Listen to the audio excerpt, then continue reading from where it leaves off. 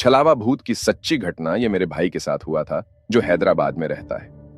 ये बात 2015 की है। वह उस समय बीटेक की पढ़ाई कर रहा था। उसका एक दोस्त था जो एक लड़डिद्याकी से प्यार करता था। वो उस लड़डेकी से शादी करना चाहता था, लेकिन उस लड़डिद्याकी के माँ बाप यह नहीं चाहते थे। इसलिए उन दोनों ने माता पिता को बताए बिना शादी करने का फैसला किया। उस लड़डिद्याकी के भाई, मेरे भाई और कुछ दोस्तों की मदद से उन्होंने शादी की। उन दोनों को अपने व्यक्तिगत कारणों के कारण सभी के संपर्क से बाहर रहना पड़ीडिडा था। मेरे भाई ने सोचा कि शहर से बाहर रहना सबसे अच्छा होगा, इसलिए उन्होंने वहां एक कमरा ले लिया और वे उस जगह रहने लगे। उस जगह को कोई नहीं जानता था सिवाय मेरे भाई और उसके दोस्तों के। रात के समय शायद 3 बजे जिसकी शादी हुई थी, उसने मेरे भाई को बुलाया और कहा कि उसे बाहर से कुछ आवाजें सुनाई दे रही हैं और कोई दरवाजा खटखटा रहा है। मेरे भाई ने उन्हें यह कहते हुए दिलासा दिया कि यह कोई जानवर होगा, क्योंकि यह शहर का बाहरी इलाका है।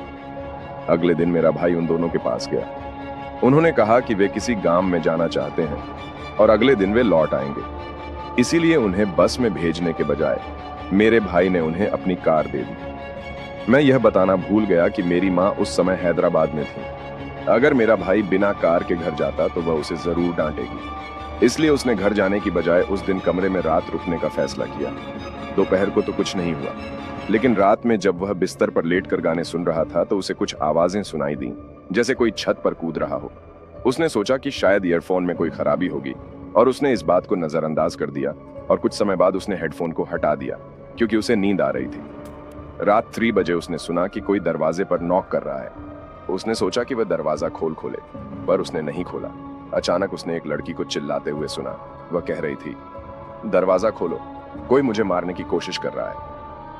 आवाज कई बार रिपीट हुई। वह समझ गया कि यह कोई इंसान तो नहीं है, इसलिए फिर से उसने ईयरफोन कान में लगाए और उस बात को इग्नोर करना शुरू कर दिया।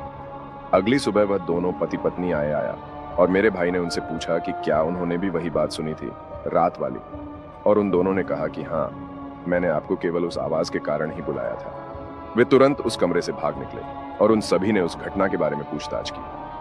पड़ोसियों ने बताया कि वहां एक लड़की की हत्या कर दी गई थी और तब से यह घटना आम है।